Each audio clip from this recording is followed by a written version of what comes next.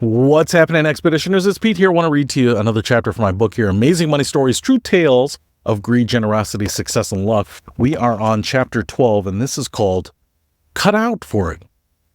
In the quiet streets of Cedar Rapids, Iowa, a man named Dale Schroeder lived a life that seemed unremarkable to most. He was a carpenter, a man who spent 67 years with calloused hands and a hammer, building the dreams of others. His wardrobe consisted of 2 pairs of well-worn jeans, one for work and one for church. His home was modest, a sanctuary of solitude after long workdays. Beneath the surface of this unassuming existence, a secret burned bright. Dale had a dream, and it would change lives long after he drew his last breath. When Dale passed away in 2005, he had no immediate family to inherit his estate. However, as the truth of his life's mission unfolded, it became clear that Dale's family was much larger than anyone had ever imagined.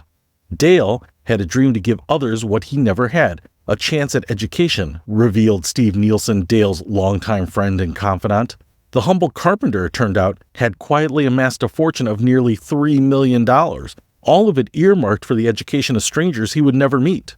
One of those strangers was Kira Conrad, a young woman with dreams of becoming a therapist. However, the cost of education seemed insurmountable, until the day the phone rang with news that would change her life forever.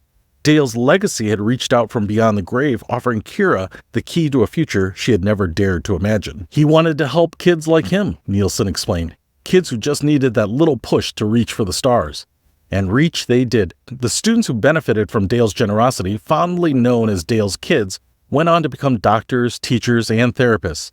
Their constellation of professions was made possible by one man's unwavering belief in the power of education.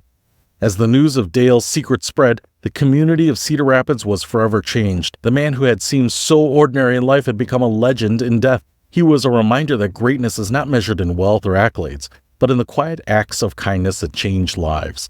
For the students who gathered to honor Dale's memory, a solemn pact was made. They vowed to carry on his legacy, not through grand gestures or public proclamations, but through the simple act of reaching out to others in need, just as Dale had done for them.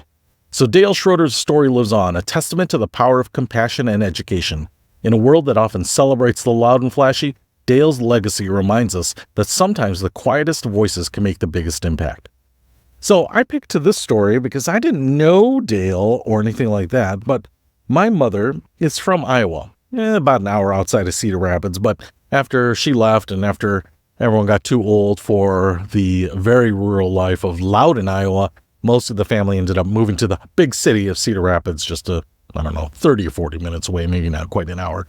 And so I've been to Cedar Rapids many times, and it's a big city in Iowa, I remember going to the old country buffet there and spending a lot of time there and seeing my cousins and my aunts and uncles. So I really love Iowa, love the people of Iowa. That's really why I wanted to include this story. Like I said, it wasn't necessarily a story that I had heard legends about or something like that, but I think it's really actually pretty emblematic of what the people of Iowa and the people of Midwest are like in some ways, because especially in Iowa, we would spend a week or 2 weeks out there sometimes, and I always felt like I was leaving the big city of Detroit and out in rural Iowa. But man, the people there are amazing, so friendly, so warm. People with nothing will welcome you in, make you dinner, find snacks, brew you a cup of coffee, sit around, talk. They will volunteer time.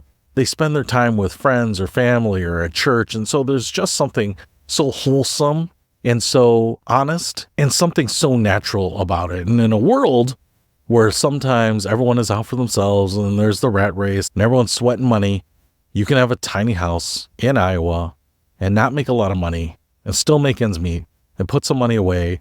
And I realize it's kind of like a lesson in finances that if you just don't care about driving new or fancy cars or living in a big house, and you can embrace the simple life, you can end up with a lot of money like Dale did. And I feel like there are a lot of people in Iowa that are like that. And I wish I was a little bit more like that. And if you're from the Midwest and you have people like that around in your community, let's hold on to them, embrace them, and celebrate them. I hope there are more people like it. I hope more people can be like Dale, pass it on and pay it forward. And so hopefully that helps inspire you. I'll see you later.